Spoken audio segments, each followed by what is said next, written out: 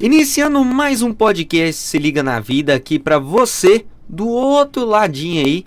Um abraço, muito obrigado pela audiência de sempre, pela confiança no nosso trabalho, por mais uma iniciativa da Rádio Vida FM, que é uma emissora oficial do Projeto de Vida.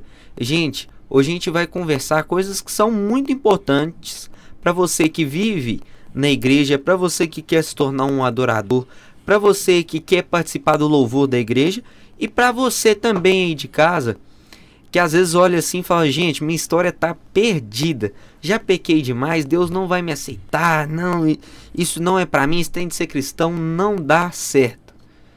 E se eu te falar que todos nós viemos do pecado, mas que por honra e glória dele, né, por aquele que morreu na cruz por nós, ainda existe salvação na sua vida, né? Na verdade, cabe a você. E hoje eu vou estar conversando aqui com o Altamiro e o Alex Ferreira, que vão estar conversando aí com vocês sobre como é congregar e também louvar ao Senhor. Vou te pedir, né? Vou pedir a vocês para mandar um bom dia, uma boa tarde, uma boa noite para a galera aí de casa. Bom dia, pessoal, paz seja convosco, que eu, o pastor Alex Ferreira, quero que Deus abençoe a sua vida em nome do Senhor Jesus e quero agradecer a oportunidade de estar aqui nesse projeto Vida, que Deus possa estar glorificando a sua vida com esse podcast, com essa gravação e que você entenda em nome do Senhor Jesus que tem soluções sim para a sua vida. Bom dia, paz meus irmãos e irmãs, eu sou o adorador Altamiro Ferreira. E também quero agradecer desde o momento pela oportunidade de estar aqui hoje no Projeto Vivo, né? E que Deus venha abençoar cada um de nós, né? Que Ele venha trazer para nós tudo aquilo que necessitamos. E eu agradeço mais uma vez pela oportunidade. Amém. E agora a gente vai para o segunda parte, né? Primeiro é a saudação e segunda parte, o que é? Eu quero conhecer um pouquinho da história de cada um de vocês, né? Aonde começou esse momento de adoração? Vocês vieram de família cristã? Se não vieram?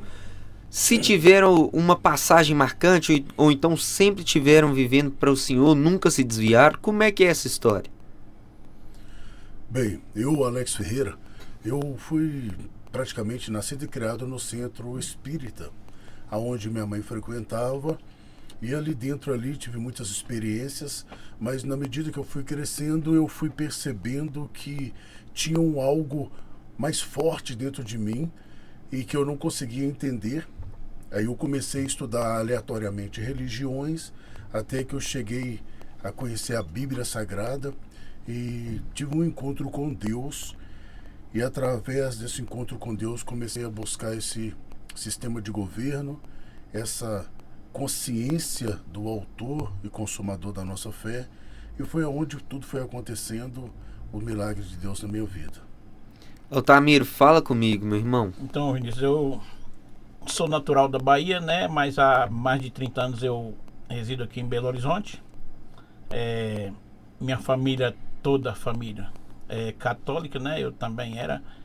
E meu pai sempre alertava o pessoal, todo mundo lá de casa, a não adorar imagens, né? E então eu ficava pensativo, o que é não adorar imagem, que eu era católico daquele, o pessoal fala lá igual na Bahia, fala pé roxo, né? Então eu falava nunca que eu vou, eu não falava com meu pai, eu ficava em meus pensamentos, nunca que eu vou ser um crente, nunca que eu vou ser católico até morrer, eu nasci católico, eu vou morrer católico, eu falava assim, né?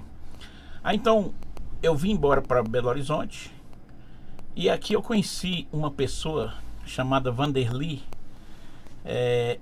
Um dia o motorista dela entrou de férias e ela me chamou: Altamiro, meu motorista entrou de férias, eu preciso que me leve na igreja 3 vezes por semana. Ela é evangélica, né? Aí eu já conhecia a igreja que ela frequentava e eu fiquei pensativo, será que eu vou ter que entrar nessa igreja com essa mulher? Aí eu aceitei. Aí chegando na igreja, ela falou assim, parei o carro, falou assim, vamos entrar? Falei, não, eu vou ficar dentro do carro, eu não vou entrar na igreja evangélica não. Aí foi na quarta-feira. Aí quando foi no domingo, ela me chamou de novo. Vamos entrar? Eu falei, não. Aí quando foi na outra quarta da próxima semana, tava chovendo. Aí ela falou, Altamiro, vamos entrar para a igreja, rapaz? Tá chovendo, você vai ficar aí dentro do carro com os vidros fechados, tá muito, você vai ficar muito abafado. Eu falei assim, eu vou entrar, mas vou sentar na cadeira de trás, que eu não quero ir lá para frente, não, vou sentar atrás. Ela falou assim, não tem problema não, pode entrar e sentar lá atrás. Entrei, ouvi a palavra, ouvi o louvor, né, depois a palavra. Rapaz, aí quando foi no próximo domingo, eu não preciso chamar para entrar não, eu já entrei. E daí para frente, nunca mais eu saí dentro da igreja evangélica. E no primeiro ano, eu já coloquei a pastor, eu quero batizar, eu quero batizar. Eu sentia uma mão me empurrando, colocando nas minhas costas. Você tem que batizar, você tem que batizar. Era Deus. Aí eu falava com o pastor, eu quero batizar. Ele falou assim, não é assim que funciona não, você tem que fazer um preparatório, não sei o que. Eu falei, não, mas eu tô querendo, eu tô sentindo que eu tenho que batizar. Aí eu fiz 3 meses de preparação, né? Aí me batizei, eu bebia, né? Eu fumava 2 maços de cigarro por dia. E aí quando eu saí, aí preparou tudo, né? Aí preparou para me batizar. Quando eu saí de dentro da água, eu falei com Deus, Senhor, que eu bebia muito e minha família estava quase destruindo, já estava acabando já por causa da bebida. Para me ter certeza que eu ia parar de beber, que eu tentava várias vezes, não conseguia. Era só briga dentro de casa e não sobrava nada. A gente passava dificuldade. Aí eu falei assim, na hora que eu saí de dentro da água, falei, Deus, no dia que eu levantar um copo de bebida alcoólica para me pôr na minha boca, a pessoa me derrubar morto no chão. Aí eu quero para me ter certeza que eu ia parar, que eu não conseguia. Aí desse dia para cá começou a vir letra. Eu não sei explicar. Eu comecei a andar com papel e uma caneta no bolso e vinha na minha mente, eu ia escrevendo. Chegava em casa, eu passava um papel e ia montando os hinos. Aí mostrei um rapaz que tocava violão. Ele falou assim, rapaz, isso aqui os que eu escrevi, isso aqui dá um hino. Eu falei, aí ele falou assim, você não quer fazer esses hinos? Não, eu te ajudo. Eu falei, eu quero. Aí ele foi, me ajudou no primeiro, e desse primeiro não precisei da ajuda dele mais. E eu fui só montando. Foi rápido, 10 hinos, eu consegui fazer 10 hinos. Fui na gravadora e gravei os hinos. E hoje eu estou aqui pela honra e glória do Senhor Jesus e sou um homem abençoado por Deus e eu consegui o meu objetivo, né? Sair da bebida, do cigarro, e estou servindo a Deus em nome de Jesus. E o pessoal às vezes fala assim, não tem como não, né? É igual o senhor falou, não viro crente não. Isso mesmo. Mas e aí, né? Quando o Espírito Santo vem para constranger, meu amigo, não tem como não. E você também passou por uma experiência dessa, pastor? Então, minha área com música também, criado com muitas dificuldades. Eu me lembro que eu estava assistindo um programa de televisão e vi uma pessoa cantando uma música que, por sinal, era uma música muito, muito feia. E eu falei, eu também consigo escrever uma música. E ali foi onde eu escrevi minha primeira música. Eu era criança ainda, estava com meus 12 anos de idade, aproximadamente 12, 13 anos. E de lá para cá eu vim escrevendo várias músicas secular, onde eu cheguei a gravar uma música secular que se chamava Falando de Amor Escondendo a Dor. Essa música, regionalmente, ela estourou, aonde eu recebi um convite da gravadora Brilhante, que na época era do Rio, aliás, de São Paulo. E nessa gravadora eles me convidaram para eu trabalhar com eles durante o tempo, fazendo divulgação regional lá, porque a música aqui em Minas, nas rádios, já estava estourada, nas rádios comunitárias. Eu fui para lá nessa gravadora, eu me lembro que tinha lá Alcione, Zeca Pagodinho, Martinho da Vila, Negritude Júnior. Era pessoas que já tinham um nome popular, mas não com a proporção que chegou hoje. Mas eu já estava recebendo um chamado de Deus muito forte, porque eu era viciado em álcool, drogas, e eu não conseguia entender aquele chamado na minha vida. Foi até que um dia eu tive uma experiência, não consegui ficar em São Paulo, voltei para Minas, A família na época não conseguiu compreender bem por que eu estava, entre aspas, abrindo mão daquela oportunidade, que era uma grande oportunidade. Na verdade, nem eu sabia o que estava acontecendo comigo. Mas era o chamado de Deus. Até que eu tive uma experiência com o Senhor, estava usando uma droga, e ao usar essa droga, que eles falam que é o mesclado, né? Que é a maconha com a cocaína, e eu caí, tive uma experiência sobrenatural, que até então, hoje eu entendo que era o mover de Deus, mas naquela época para mim era só uma viagem, uma loucura, uma lucidez, aonde que o meu corpo foi tirado, o meu espírito foi tirado do corpo, eu fui levado para uma dimensão fora deste mundo, e quando eu estava para entrar dentro dessa dimensão, eu ouvi um trovão, e esse trovão falava assim: eu não te coloquei neste mundo para acompanhar a mesma raiz que os seus pais acompanharam até agora. Você veio para fazer a diferença. Volte e conserta-te. Meu espírito voltou para o corpo. Até então eu achei que era só uma loucura, só uma lucidez. Mas depois eu fui entender que aquilo ali era o chamado de Deus. E aí eu substituí as músicas seculares que eu cantavam para os louvores. E a partir daí não parei mais, é uma coisa que está dentro do meu coração, que eu gosto de fazer. Tem muitas músicas minhas no Spotify, de forma profissional, a gente divulga essas músicas. E a partir daí não parei mais de escrever louvor e de ser um adorador ao Senhor. E eu falo que muitas vezes a gente imagina, né, que Deus tem que vir de uma forma quase física para a gente acreditar, né? Só que a transformação que ele faz dentro de nós é através de pinguinho em pinguinho ele enche um rio, né? Verdade. Só que no seu caso, Deus falou assim: opa, tá na hora de eu dar um susto, né? Glória a Deus.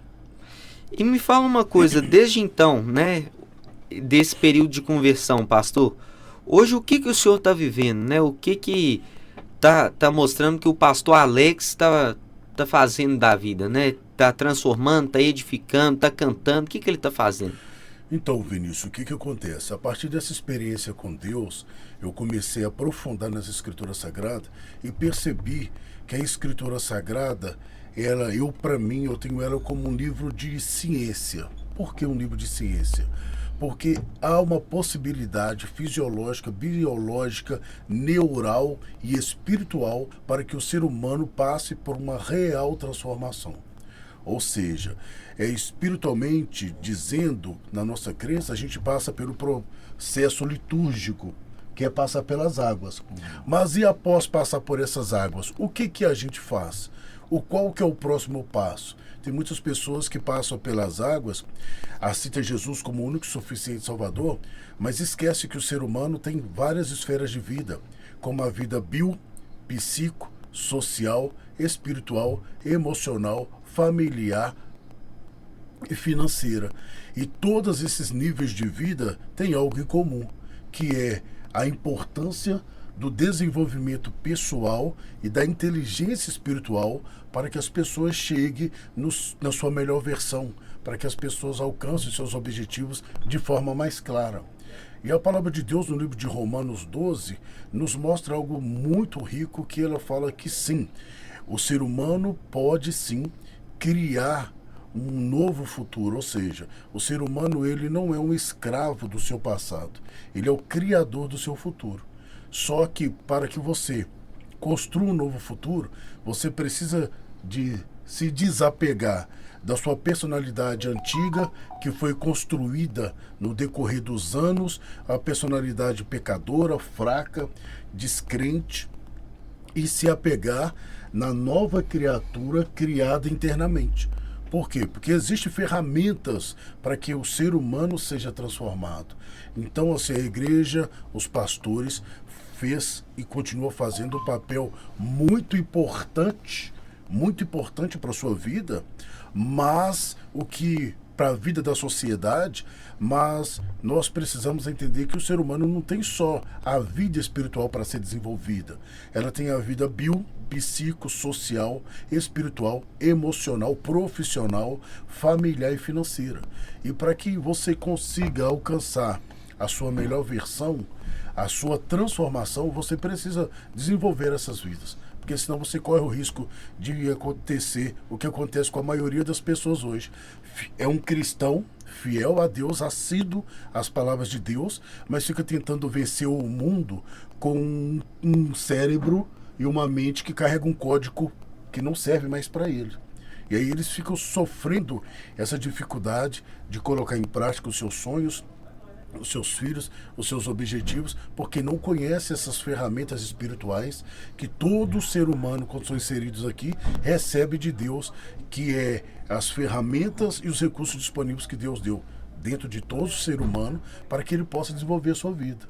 E o grande problema é que a maioria de nós, dos seres humanos cristãos, passa pela liturgia do batismo, de nascer de novo, mas não conhece ainda essas ferramentas responsáveis para que haja uma verdadeira transformação. E uma coisa que também acontece é a falta do conhecimento, mas não relacionado a essa parte que o senhor aponta, né? A falta de um conhecimento de como buscar isso também, né? Essas áreas, essas vertentes, por mais que vai ser até repetitivo, ou então as pessoas vão achar meio óbvio o que eu vou falar, mas tudo isso tem na palavra, só que aí vem algo que é importante. Como que as pessoas vão buscar isso dentro da palavra? Porque se uma pessoa, vamos lá, se ela coloca uma versão antiga da Bíblia, ela vai tentar ler sozinha pela primeira vez, é a mesma coisa de, sei lá, colocar um livro aí de um filósofo para uma criança ler, né? Exatamente. O que está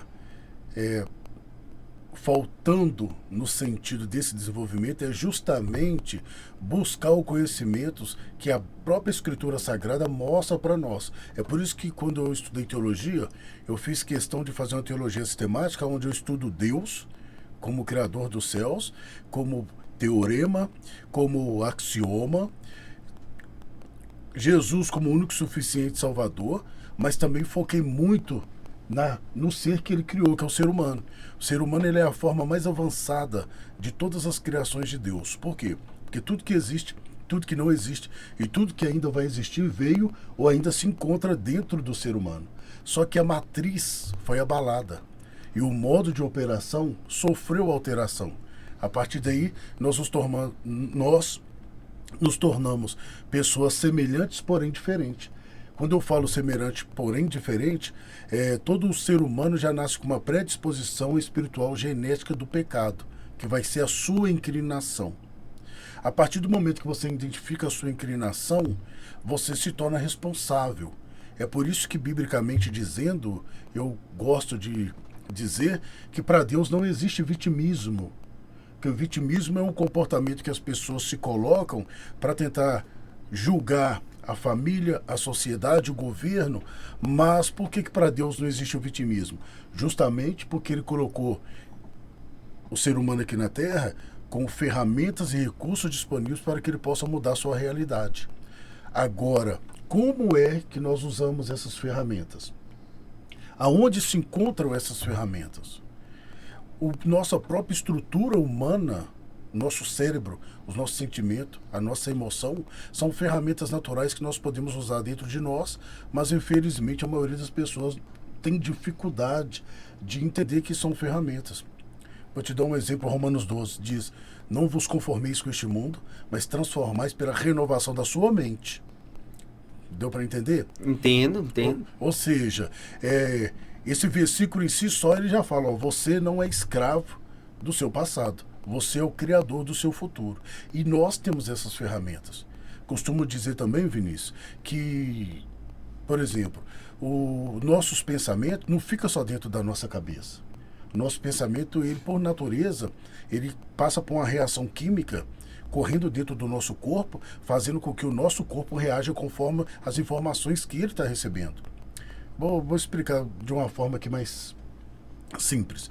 Todo pensamento provoca ativação neural no nosso cérebro, e essa ativação neural vai percorrer dentro do nosso corpo por meio da corrente sanguínea, com o objetivo de chegar nas células biológicas, fisiológicas, que por sua vez tem como obrigação ou função ou faculdade de fazer com que o seu corpo reaja conforme a informação que ele está recebendo. Ou seja, desde o primeiro pensamento que isso tudo foi ocorrendo, aí quando as pessoas assustam, eles estão fazendo o quê? Eles estão se comportando, porque o pensamento dele provocou uma reação química que passou pelo seu corpo, na corrente sanguínea, chegou nas células biológicas, que por sua vez faz com que o corpo reaja e se comporta conforme a informação que ele está recebendo desde o primeiro pensamento. E aonde que eu encontro isso na Bíblia? A palavra de Deus diz que tudo que for bom, perfeito e agradável, nós devemos pensar nisso. Ou seja, Deus sabe essa ciência que acontece dentro do ser humano, que o pensamento provoca dentro dela e que ela deve sim cuidar das suas emoções. A palavra de Deus também fala que assim como o homem pensa a respeito de si mesmo na sua vida, a sua vida será. Em outras palavras, Deus está dizendo, tome cuidado, porque eu dei para vocês as ferramentas e recursos disponíveis, e quando a palavra de Deus diz que assim como o homem pensa a respeito de si mesmo, a sua vida será, está falando, toma cuidado, porque tudo que você pensar a respeito de você, você vai ter razão. Isso é muito forte. Mas sabe qual o sentido que às vezes me perturba nessa palavra? Como que a gente pode barrar, por exemplo, o pensamento negativo? Então, Vinícius, a palavra de Deus fala que nós devemos meditar. O meu trabalho hoje como pastor, Alex Ferreira, eu trabalho com desenvolvimento pessoal e inteligência espiritual. Amém? À luz das Escrituras Sagradas. Aí você me fez uma pergunta muito importante. Como que eu devo barrar os meus pensamentos? A primeira coisa, para que haja uma transformação real na vida do ser humano, ele precisa de alguns pilares. O primeiro pilar, ciência. Segundo, consciência. Terceiro, atenção. Quarto, observação e emoção. Ou seja, eu preciso ter ciência que isso está acontecendo dentro de mim, que isso não está me fazendo bem. Eu preciso ter consciência que existe uma ferramenta que eu posso usar ao meu favor. Eu preciso dar atenção àquilo que eu estou fazendo. Porque tudo aquilo que você não dá atenção não existe para você ainda que exista. Segundo, observar e a minha emoção. No miúdo, como que eu mudo isso? Deus nos ensinou na Escritura Sagrada que nós precisamos meditar na palavra. Amém? Porque a meditação na palavra de Deus, ela vai provocar uma outra reação química. Ou seja, se todos os dias a pessoa faz um senso crítico do seu pensamento e meditar na vida que ela quer, no seu sentimento, em outros pensamentos, ela vai substituir o pensamento que está operando por outro. E é automático. É automático. Se você tem o hábito, é o que eles chamam até de condicionamento bioquímico. O que é condicionamento bioquímico? É quando o corpo já acostumou tanto com um tipo de sentimento que ele viciou naquele sentimento. Vou te dar um exemplo. Tem pessoas que estão viciadas em ficar triste. Ainda que as contas estejam pagas, que as coisas estão indo bem, a família está indo bem, naturalmente, né? Todo mundo tem suas lutas, mas a gente, pela fé, vai trabalhando. Mas se ela for estudar a sua vida, ela não tem um motivo real para estar triste. Mas ela está condicionada, é o condicionamento bioquímico. O corpo dela está viciado em ficar triste. Ela começa a ficar triste por nada. Então, o que você faz? Substitui esses pensamentos por um melhor. No início, ou a princípio, vai dar uma dissonância, que é uma rejeição do seu velho eu lutando com o eu novo sendo construído. Mas à medida que você vai praticando esses exercícios, colocando dentro de você novos pensamentos, claro, lendo Bíblia, orando, se apresentando para Deus, esses pensamentos vão sendo substituídos. E aqui acontece para mim um milagre. Por quê? Porque em questão de sentimentos, essa mudança bioquímica dentro do ser humano acontece de forma imediata. É só você começar a substituir o seu pensamento ruim por um pensamento melhor. É imediato. Só que para que se torne um comportamento neural automático, vai levar oração, tempo e persistência. Então, o sentimento e os pensamentos podem ser substituídos. É só a partir do momento que você tem ciência, consciência, intenção, atenção e emoção. Ou seja, você já identificou qual que é o pensamento que está te prejudicando, você vai substituir ele. E é, às vezes, coisas simples, de forma que você pode aplicar. Só que, às vezes, Deus, como ele é a suprema sabedoria, ele não está preocupado em ensinar para nós essa ciência. Hoje eu estou falando isso porque a palavra de Deus fala que para uns ele deu para apóstolos, para pastores, para mestres, para doutores, para outros deu dom de ciência, não é isso? Sim, com certeza. Eu estou trazendo isso na minha missão de vida, mostrando para o ser humano que ele pode mudar o seu sentimento, seu pensamento, através das ferramentas que Deus deu a ele e das informações que estão na Escritura Sagrada. Mas para Deus basta se obedecer. Ele não tem essa necessidade de dar essa explicação para nós aqui, porque ele sabe que a obediência quebra a maldição. E por isso que ele fala, tudo que for bom, perfeito e agradável, pensa nisso. Em outras palavras, ele está dizendo, vai dar certo. Se você fizer o que eu estou pedindo para você fazer, só na esfera de obediência, você já consegue resolver seus problemas. Então, Vinícius, você fez uma pergunta que essa pergunta eu estava com ela na minha mente há muitos anos. Eu sempre me perguntava como que eu vou controlar meus pensamentos, como que eu vou mudar o meu pensamento. E você fez uma pergunta que eu estava querendo fazer ela há muito tempo. E foi bom demais eu ter ouvido isso aí. Às vezes a gente dá um tiro e já tá saindo o outro. Eu costumo dizer, né, que a minha crença na igreja, eu falo, irmãos, a partir do momento que você já está saindo de casa, você tem que estar preparado para ouvir a voz de Deus. Né? Porque, então, quando você chegou na igreja, fica ligado no que Deus está falando, sabe por quê? Porque Deus não joga a conversa fora. Deus está falando através do adorador lá, que a gente chama muito de levita. Deus está falando através da irmã que limpou a igreja e te contou uma experiência. Deus vai te falar através da palavra. Você está entendendo? Então, assim, nada em Deus é por acaso. Deus sempre está falando com o ser humano. Então, a forma mais ideal para que você mude seus pensamentos é identificar eles. Esse pensamento não está me fazendo bom. E um detalhe também, que é muito rico, que eu louvo a Deus por isso, por esse entendimento. Todo pensamento tem uma ativação neural no nosso cérebro que ativa células e neurônios responsáveis por experiências reais. O que significa isso? Se o meu pensamento ativo, pode ser qualquer pensamento, bons ou ruins, se os meus pensamentos têm a capacidade de ativar conexões neural responsáveis pelas áreas do cérebro responsável por experiências reais, eu tenho que tomar muito cuidado com essa ferramenta que eu carrego dentro de mim. Qual é a sua escolha de tornar verdade? Né? Exatamente, porque ela te transforma. Você está entendendo? Todo pensamento, no ato que você está pensando, o seu cérebro está passando por um processo de mudança. Porque o nosso cérebro, ele não é estático, sólido. Ao contrário, ele é flexível, ele é maleável, ele é a neuroplasticidade que eles falam, a capacidade que ele tem de mudar, modificar e ser modelado conforme o estímulo que você está dando para ele. E quem que dá o estímulo para ele é os seus pensamentos. Você só precisa controlar seu pensamento.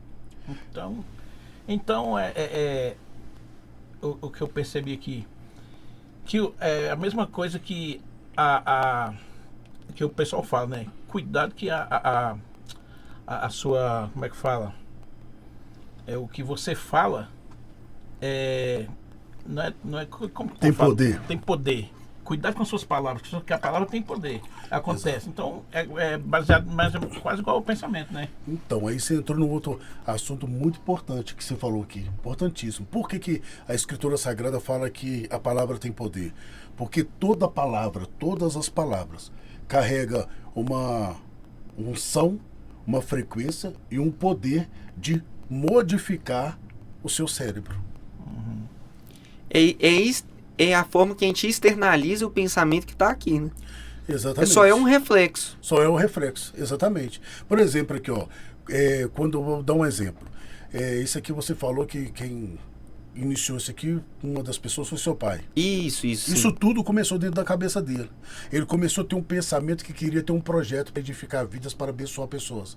Estava dentro do pensamento dele. Esse pensamento foi no cérebro, ativou reações químicas, que correu dentro do seu corpo, por meio da corrente sanguínea, chegou nas células biológicas ou fisiológicas, responsável por motivar o corpo a tomar ações conforme aquilo que está sendo passado dentro dele e ele foi construindo. Agora, se você, pensa bem, se você tem um pensamento ruim de uma pessoa, suponhamos que uma pessoa te fez mal. Você não resolveu na hora, mas você está sempre pensando mal dessa pessoa. Isso tudo está percorrendo, o seu pensamento não fica só na sua cabeça, isso tudo está percorrendo dentro de você. E quando você encontra com aquela pessoa, se você não tiver um autocontrole muito conciso, né? Muito afinado, quando as pessoas chegarem perto de você, o seu corpo vai fazer você reagir com ela conforme você está pensando. E Deus nos ensina essas ferramentas. Tudo que for bom, perfeito e agradável, pensa nisso. A palavra de Deus fala que, assim como o homem pensa a respeito de si mesmo, no seu coração, a sua vida será. A palavra de Deus fala que nós temos a capacidade de transformar a nossa vida por meio da renovação da nossa mente. Então, Deus está sempre sensacional, trazendo para nós, ou seja, o que nós precisamos entender é que todos os seres humanos, estou até sentindo a presença de Deus aqui, aleluia, que todos os seres humanos, quando são inseridos nessa terra, eles vêm com ele, juntamente acompanhando ferramentas e recursos disponíveis para que ele possa usar ao seu favor. Só que a matriz foi abalada. Quem que é a matriz? Adão. Adão foi abalado, a matriz foi abalada e o modo de operação sofreu alteração. Está entendendo? A partir daí nós tornamos pessoas semelhantes, porém diferentes. Cada um de nós tem uma inclinação, ou seja, cada um de nós nasce com uma predisposição genética e espiritual do pecado. É a sua inclinação, aquilo que chama mais forte. Tem uns que vão para o álcool, outros que vão para as drogas, para a prostituição, para o adultério, para o homicídio. É a sua inclinação. Lembrando que a genética não define o comportamento. O que define o comportamento é a mente. É a mente. Entendeu? A genética define o cor, os traços, a cor, a fisionomia ali, certo? Mas aí você pode perguntar, pastor Alex, se a genética não define o comportamento, por que nós temos uma predisposição genética espiritual do pecado? Só para que você se torne responsível pela sua vida. A partir do momento que eu identifico qual que é a minha inclinação, caiba eu lutar para que eu não me ceda a ela. E também cabe por um outro lado, também se a gente for analisar, a gente analisa o pecado original e aquele que veio para se tornar como o Salvador, como Cristo veio. Só que se a gente analisar essa analogia, coloca dentro de nós uma consciência do que era original, que é o pecado, ou seja, nós somos derivados do pecado, mas aquele que veio para nos salvar nos colocou como nova criatura. Só que as pessoas às vezes desassociam a construção de como que foi a ordem cronológica dos fatos por nos tornar o que nós somos hoje, né? E nos colocar em um lugar de dependência, né? Falar assim, se nós viemos originalmente do pecado, mas teve alguém que morreu por nós por amor, é sinal que nós ainda devemos a dependência a algo. E não somos aqueles seres livres, assim, prontos para o mundo de uma maneira em que o ser humano pode fazer exatamente o que ele quer. E na verdade não. O que a gente veio para fazer foi a vontade de Deus. Exatamente. Jesus veio para resgatar o homem que foi perdido. Amém? É por isso que eu, particularmente, eu não acredito no livre-arbítrio. Eles falam muito sobre o livre-arbítrio, mas se a gente for olhar dentro de uma linha racional, não existe livre-arbítrio. Livre-arbítrio seria o quê? Então eu vivo uma vida de pecado a vida toda e no dia de eu morrer eu escolho falar, não quero ir para o inferno, não. Quero ir para o céu. Isso é livre-arbítrio. Se nós tivéssemos essa capacidade, seria um livre-arbítrio. Mas na verdade, o que existe são dois sistemas de governos já pré-estabelecidos, que têm a sua, digamos, sua constituição, o seu idioma e a sua cultura, e o meu modo de vida que hoje é que vai classificar qual o sistema de governo que me governa. Isso é forte. Em que sentido sistema de governo?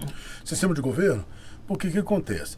A palavra de Deus diz que no princípio criou Deus os céus e a terra. Essas duas palavras são distintas. A palavra céu significa sistema de governo. Ou seja, Deus criou o mundo com um sistema de governo. A palavra terra significa organização física. Então Deus criou um sistema de governo que podemos comparar com o monarca, que é um rei, porque a Bíblia Sagrada ela não fala de religião. Ela fala de um rei de um reino e dos súditos, que somos nós. Então é um sistema de governo. E a organização física. Qual que é a organização física? Deus fez a vida mineral, vegetal, animal, botânica.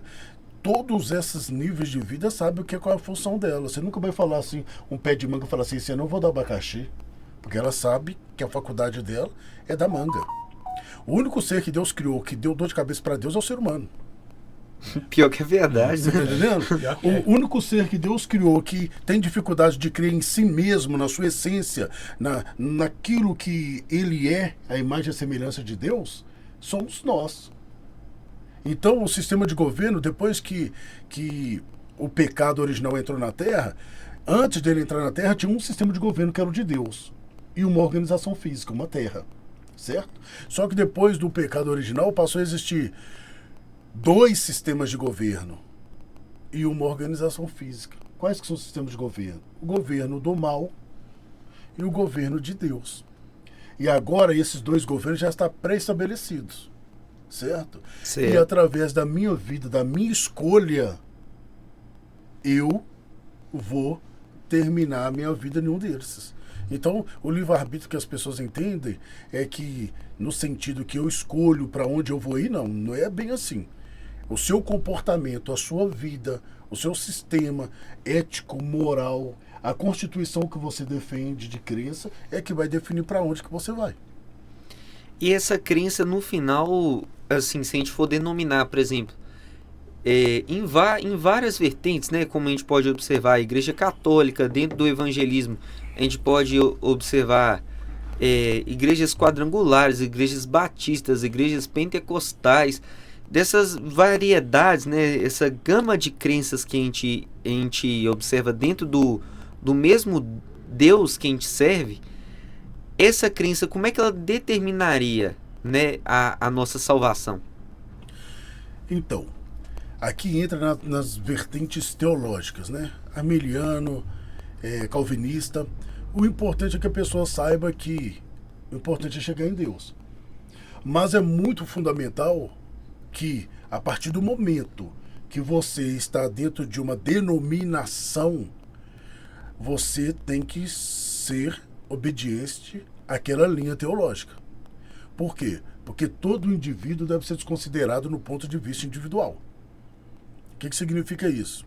Você vê muitas pessoas aí falando aí, é crente, comete um erro que foi uma escolha pessoal, uma má escolha, uma decisão da pessoa, e se a pessoa é católico, eles falam assim, aí, é católico.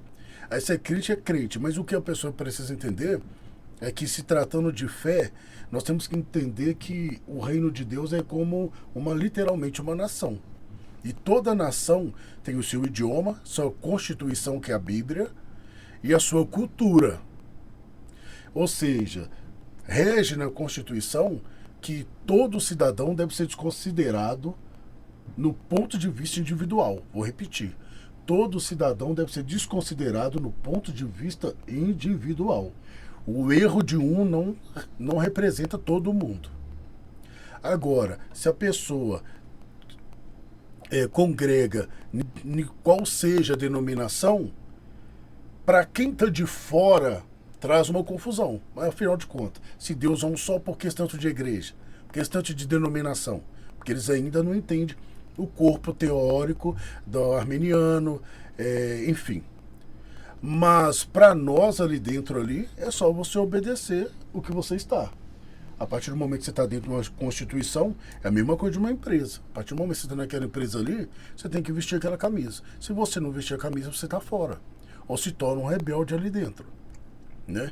E o que a pessoa precisa entender é que essas placas aí, cada um tenta levar para a sua linha teológica para tentar fazer a pessoa aproximar de Deus. Mas nada passa de liturgia. Você concorda, Altamiro? Fala comigo. Então, Vinícius, eu concordo. Assim, em partes. Sim, mas igual eu te falei.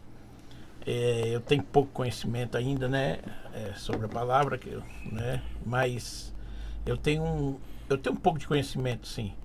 E nas partes eu concordo, sim. Igual um amigo meu faleceu, católico. Aí a irmã dele falou assim, eu preciso que você vá na missa de sétimo dia, porque ele gostava muito de você. Lá em casa ele só falava seu nome direto, que ele gostava muito. Que eu andava sempre com ele, né? Aí eu fui na igreja. Quando eu cheguei na porta da igreja para entrar, tinha uma amiga minha, que é até cliente minha, né? Falei, o que você está fazendo aqui na igreja católica? Você é crente? Eu falei assim, mas o Deus é um só, ué. Eu falei com ela, o Deus é um só. Eu entendi que eu ter chegado ali, eu acredito que eu não estava pecando. O meu entendimento, que é o mesmo Deus. Eu falei com ela, não, eu ainda falei assim com ela, o meu Deus é o mesmo seu. Eu tô aqui, eu vim participar do convite da missa do sétimo dia do meu amigo. Então, eu gostaria, e eu saí com isso de lá da igreja, com isso na cabeça. Será que eu tô errado? Você deveria ter lá, ido lá. Eu saí com isso na cabeça. Mas quantas pessoas já não devem ter passado por essa mesma sensação, Altamiro? Verdade. Quantas pessoas já não foram julgadas e vão inverter os papéis, né? Quantas vezes uma pessoa católica não deve ter entrado dentro de uma igreja evangélica e aquele evangélico falando, volta pra lá, adorador de imagem, né? Verdade. Pode. Então o que a gente está vivendo hoje tem alguns momentos que a gente vê uma polarização religiosa, né? E isso vem de uma história muito grande, né? Eu acho que não cabe nem abordar em um só episódio de podcast, mas que cada um de nós fique a reflexão a quem a gente está servindo, né? A gente está servindo a religião ou a gente está servindo a Deus, né? Exato.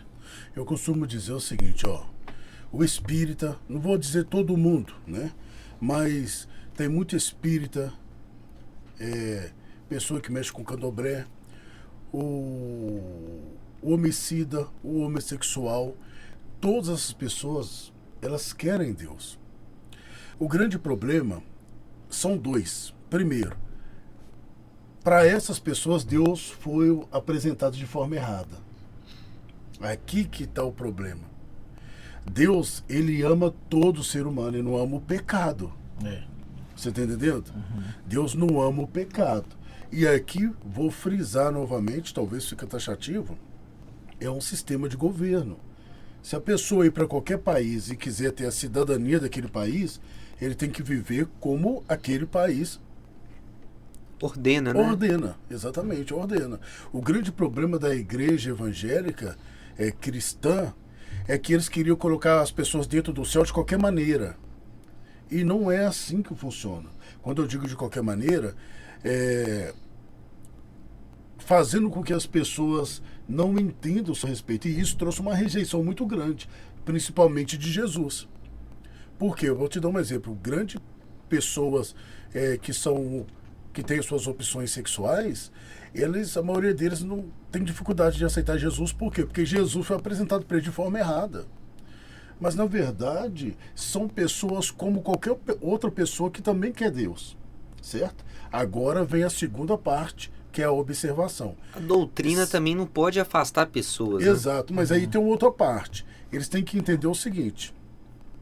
Eu falei agora há pouco, todo ser humano tem a sua predisposição genética e espiritual do pecado.